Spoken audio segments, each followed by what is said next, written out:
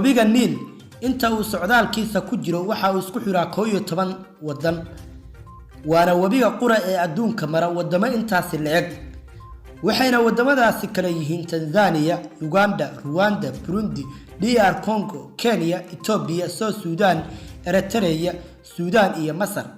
dhererka webiga Niil wuxuu dhan yahay 6650 kilomitir oo u dhiganta 4130 mayl taasoo ka dhigaysa webiga ugu dheer dunida inuu yahay webiga Niil biyaha ugu badan ee webigani waxay ka soo kala burqadaan harooyinka kala ah harada Victoria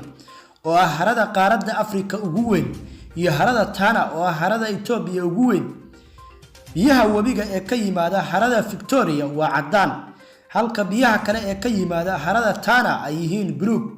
kadibna waxay iskaga biiraan labada webi ee buluugga iyo cadaanka kala ah magaalada Khartoum ee caasimadda Suudaan markay isku biiraan biyaha webigu waxay si toos ah u aadaan wadanka Masar oo ah meesha loogu baahi badan yahay biyahan kadibna wuxuu webiga Niil ku gabagaboobaa badda Mediterranean inta uu webigaasi dhex socdo wadamadaasi magaalooyinka ugu waaweyn ee uu sii maro waxa kamid ah magaalada Jinna oo dhacda bariga wadanka Uganda magaalada Juba ee caasimadda South Sudan iyo magaalada Khartoum ee caasimadda dalka Jamhuuriyadda Suudaan iyo magaalada Qaahira ee caasimadda Masar waa wadanka qura ee ugu baahi badan biyaha webiga Niil waa isha laga cabo waxna lagu soo saarsado wadankaasi dhammaan adeeg kasta oo horumarineed oo Masar ka haraqaada waxa saameyn ku leh biyaha webiga Niil